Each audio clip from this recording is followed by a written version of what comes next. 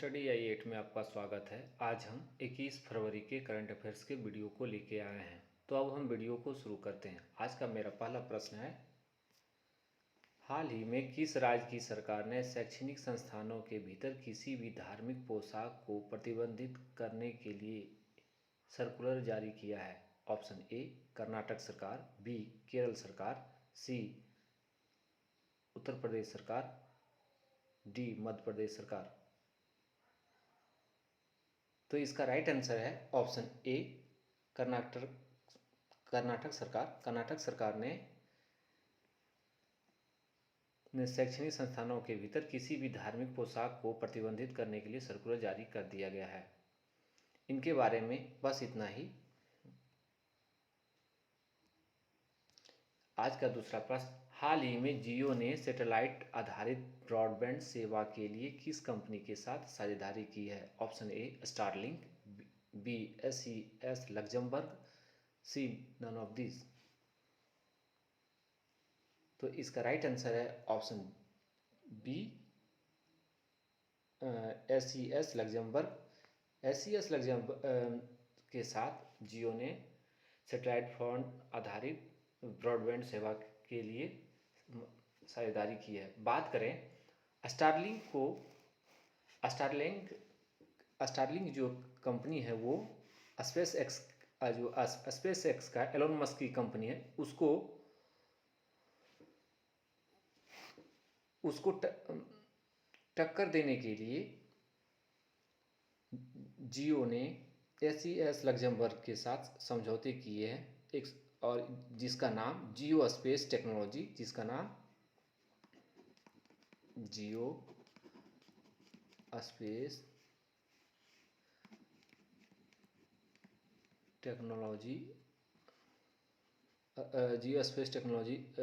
रखा है।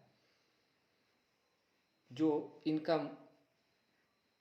मुख्य उद्देश्य है कि SES के माध्यम से सस्ते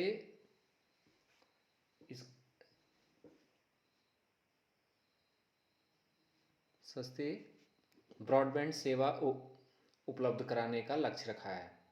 बात करें कि जियो स्पेस टेक्नोलॉजी में 51% हिस्सेदारी जियो प्लेटफॉर्म्स लिमिटेड की है, और वहीं SES का 49% इक्विटी हिस्सेदारी है।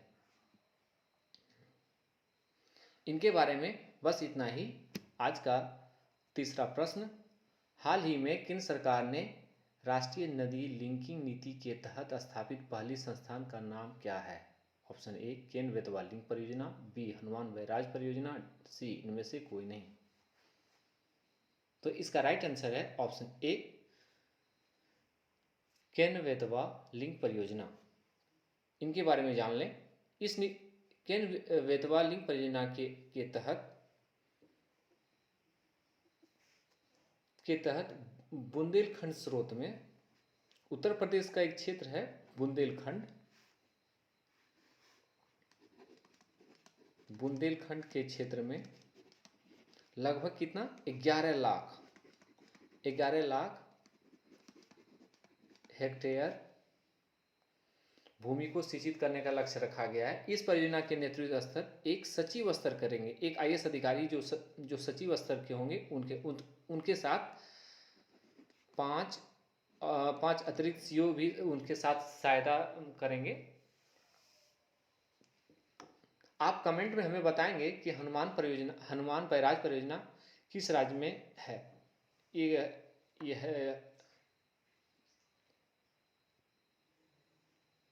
इनके बारे में बस इतना ही। आज का चौथा प्रश्न, हाल ही में किस राज्य में ऑपरेशन परिवर्तन अभियान शुरू किया गया है? Option A Punjab, B Andhra Pradesh, C Maharashtra, D Bihar. तो इसका राइट आंसर है ऑप्शन बी आंध्र प्रदेश। आंध्र प्रदेश सरकार ने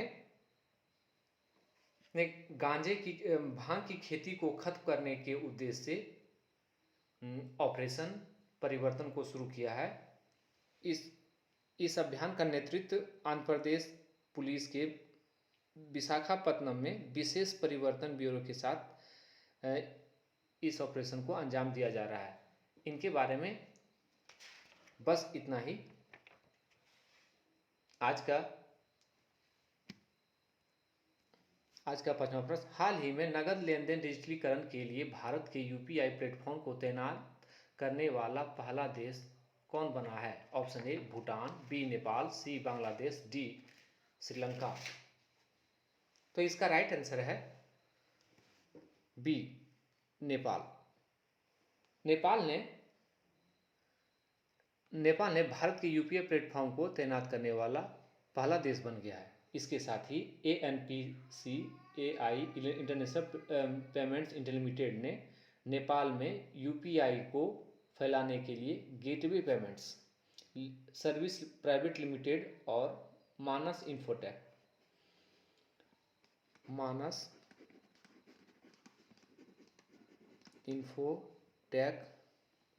के साथ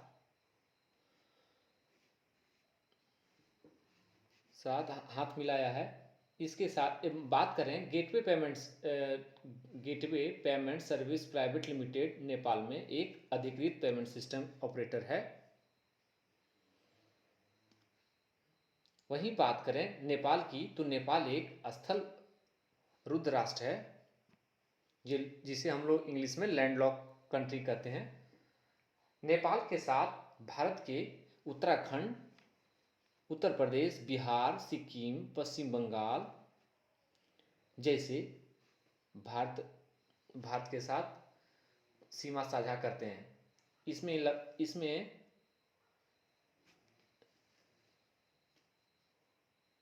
5 राज्य वैसे राज्य हैं जो नेपाल के साथ सीमा साझा करते हैं। उनमें से उत्तराखंड, बिहार, वेस्ट बंगाल, सिक्किम आदि हैं। बात करें नेपाल के राष्ट्रपति विद्या देवी भंडारी हैं और शेख बहादुर देउवा नेपाल के प्रधानमंत्री हैं। इनके बारे में बस इतना ही। आज का 6वां प्रश्न, एशिया का सबसे बड़ा आदिवासी त्योहार मेदारम जात्रा किस राज्य में मनाया जा रहा है? Option A Andhra Pradesh, B Telangana, C Madhya Pradesh, D Jharkhand. तो इसका राइट आंसर है ऑप्शन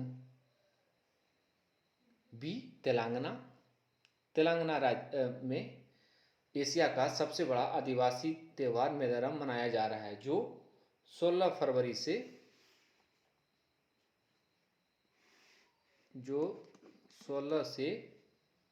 19 फरवरी तक मनाया गया था। इनके बारे में बस इतना ही। आज का 7वां प्रश्न, किस राज्य की सरकार ने हाल ही में वर्ष 2022 से 2027 के लिए नई जैव प्रौद्योगिकी नीति की घोषणा की है? ऑप्शन ए सिक्किम सरकार, बी मध्य प्रदेश सरकार, सी गुजरात सरकार, डी बिहार सरकार। तो इसका राइट आंसर है ऑप्शन सी गुजरात सरकार। गुजरात सरकार ने इस नीति के तहत मेगा और बड़ी परियोजना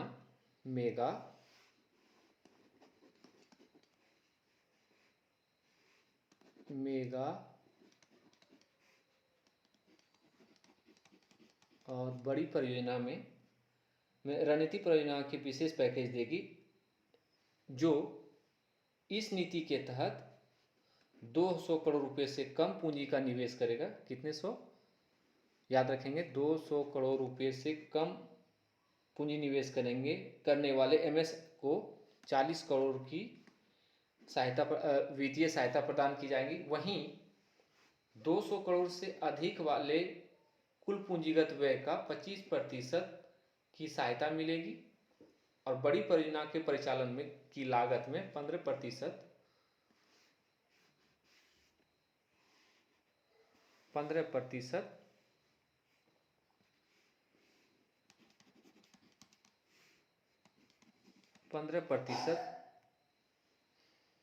की सहायता मिलेगी। इसका मुख्य उद्देश्य जान लें। गुजरात सरकार इसका शुरू करने का ये मुख्य उद्देश्य यह है कि निवेश को आकर्षित करना,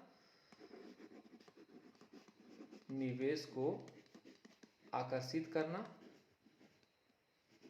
और युवाओं के लिए रोजगार पैदा करना। इनके बारे में बस इतना ही। आज का 8वां प्रश्न, भारत का पहला राष्ट्रीय समुद्री सुरक्षा समन्वयक किसे नियुक्त किया गया है? Option A Ajit Doval, B admiral Karamvir Singh, जी अशोक कुमार, डी इनमें से कोई नहीं। तो इसका राइट आंसर है ऑप्शन सी है जी अशोक कुमार। जी अशोक कुमार जो पूर्व नौसेना के उप प्रमुख रहे हैं, तो उन्हें ही पहला राष्ट्रीय समुद्री समन्वयक नियुक्त किया है। जो 26/11 के आतंकी हमलों के बाद 26/11 के आतंकी हमलों के बाद रक्षा मंत्रालय ने एक समुद्री सलाहकार बोर्ड बनाने और एक समुद्री सुरक्षा सलाहकार को नियुक्त करने की सिफारिश की गई थी। बात करें अजीत डोभाल, तो जो राष्ट्रीय समुद्री सुरक्षा समन्वयक होंगे वो राष्ट्रीय सुरक्षा सलाहकार अजीत डोभाल को रिपोर्ट करेंगे। इनके बारे में बस इतना ही। आज का 9वां प्रश्न, हाल ही में बिहार सरकार ने 15 फरवरी को किस रूप में मनाने की घोषणा की है? ऑप्शन ए शहीद दिवस, बी वीर गति दिवस, सी बलिदान दिवस, डी इनमें से कोई नहीं। तो इसका राइट आंसर है ऑप्शन ए शहीद दिवस। हाल ही में बिहार के मुख्यमंत्री नीतीश कुमार ने 90 साल पहले मुंगेर जिले के तारापुर शहर में ब्रिटिश पुलिस के द्वारा मारे गए 34 स्वतंत्रता सेनानियों के द्वारा 34 स्वतंत्रता सेनानियों की याद में यह दिवस शहीद दिवस के रूप में मनाया जाएगा। बात करें इसके बारे में विस्तार से जान लें कि तारापुर नरसंहार को जलियांवाला बाग हत्याकांड के बाद अंजाम दिया गया था ब्रिटिश पुलिस के द्वारा। इसमें 15 फरवरी को ही तारापुर के थाना भवन में स्वतंत्रता सेनानियों ने भारतीय राष्ट्रीय ध्वज फहराने की योजना बनाई थी, जिसमें 4000 लोगों की भीड़ थी। उसी पे ब्रिटिश पुलिस ने अंधाधुंध गोली फायरिंग कर दी थी, जिसमें 34 स्वतंत्रता सेनानियों की मौत हो गई थी। उसी की याद में नीतीश कुमार ने 15 फरवरी को शहीद दिवस मनाने की घोषणा की है। इनके बारे में बस इतना ही। आज का 10वां प्रश्न, हाल ही में किस मंत्रालय ने हरित हाइड्रोजन हरित अमोनिया नीति जारी की है? ऑप्शन ए विद्युत मंत्रालय, बी कृषि मंत्रालय, सी पर्यावरण मंत्रालय, डी इनमें से कोई नहीं। तो इसका राइट आंसर है ऑप्शन ए विद्युत मंत्रालय। इनके बारे में विस्तार से जान लें। हरित हाइड्रोजन उत्पादन अपनी अप्रयुक्त अक्षय ऊर्जा को एक वितरण फर्म के पास 30 दिनों तक जमा कर सकते हैं। कितने दिनों तक? 30 दिनों तक जमा कर सकते हैं। जरूरत पड़ने पर इसे वापस भी ले सकते हैं। ग्रीन हाइड्रोजन और अमोनिया के निर्माता को सरकार के द्वारा जान लें, ये इंपॉर्टेंट है। 30 जून 2025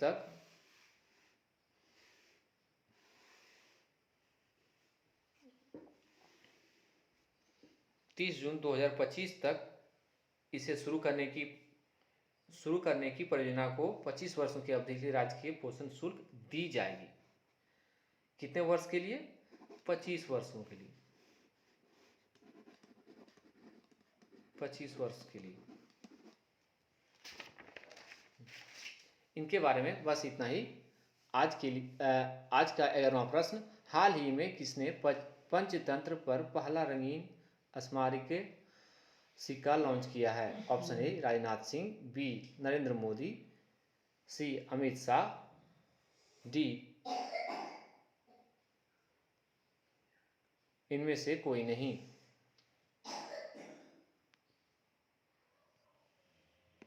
तो इसका राइट आंसर है option D Nirmala Sitharaman.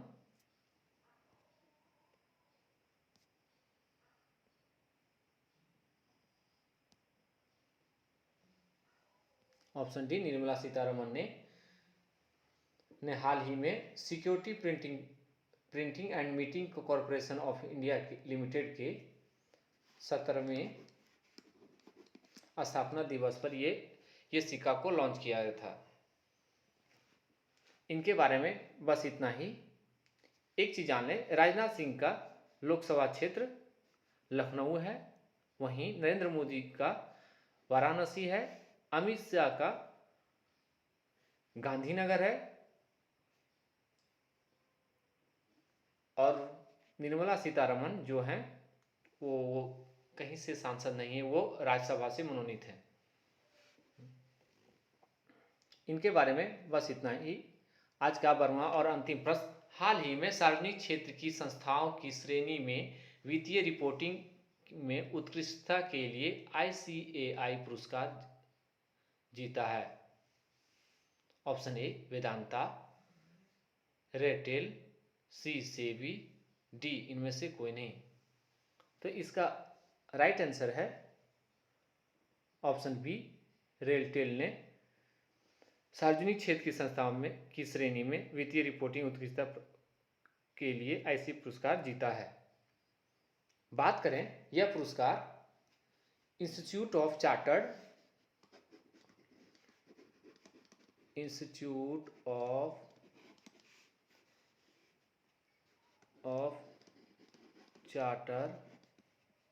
Accountant of India द्वारा दिया जाता है।